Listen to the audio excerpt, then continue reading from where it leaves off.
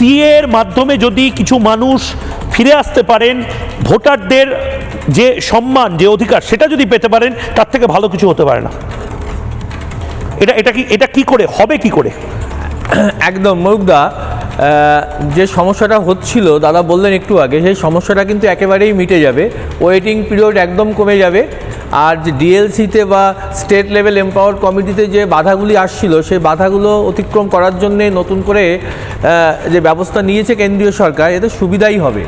আর এর সঙ্গে আমি একটা কথা যোগ করতে চাই, সেটা হচ্ছে যে সবার জ্ঞাতার্থে 24 সালের 31শে ডিসেম্বরের মধ্যে যে সমস্ত শরণার্থী হিন্দু বাংলাদেশ থেকে এসছেন, তাদেরকে কিন্তু পুলিশ আর অনুপ্রবেশকারী হিসাবে কিন্তু ট্রিট করতে পারবে না। পুলিশ কিন্তু বিভিন্ন জায়গায় আমরা দেখতে পাচ্ছি, রাজ্য সরকারের পুলিশ তাদের বিরুদ্ধে ব্যবস্থা নিচ্ছে, কিন্তু এটা সম্পূর্ণ বেআইনি। এটা বাংলাদেশ থেকে আগত হিন্দু শরণার্থীদের উদ্দেশ্যে আমার বক্তব্য যে আপনারা একদমই এই ব্যাপারে সচেতন হয়ে যাবেন, ভয় পাবেন না। আপনারা 24 সালে 31শে ডিসেম্বরের মধ্যে আসলেই আপনাদের বিরুদ্ধে ব্যবস্থা নেওয়া যাবে না। এবং আরেকটা কথা বলবো, 14 সালের 31শে ডিসেম্বরের মধ্যে যারা এসছেন, তারা অতি সত্ত্বর নাগরিকত্বের জন্য অ্যাপ্লিকেশন করেন, তাদের ভোটার লিস্ট থেকে নাম চলে গেছে, তারা অ্যাপ্লিকেশন করলেই অতি দ্রুত সার্টিফিকেট পাবেন এবং ভোটার লিস্টে নাম তুলতে সমর্থ হবেন। ধন্যবাদ। হিন্দু উদ্বাস্তুদের সংগঠিত হওয়া দরকার।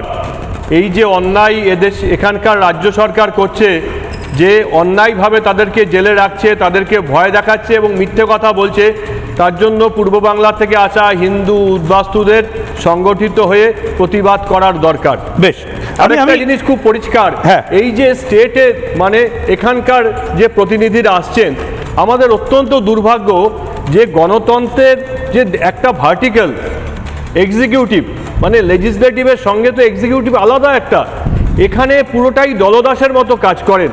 এই জায়গাটা আমাদের এই কয়েক বছরের, এই 10-12 বছরের ইতিহাসে কলঙ্কজনক একটা ইতিহাস হয়ে থাকবে, যে একজন আধিকারিক তার নিজের বিচার বুদ্ধি এবং সংবিধান না মেনে কোনো একটি রাজনৈতিক দলের কথায় সিএ এর এক একটা স্টেজকে কয়েক মাস, 8 মাস, 9 মাস, 10 মাস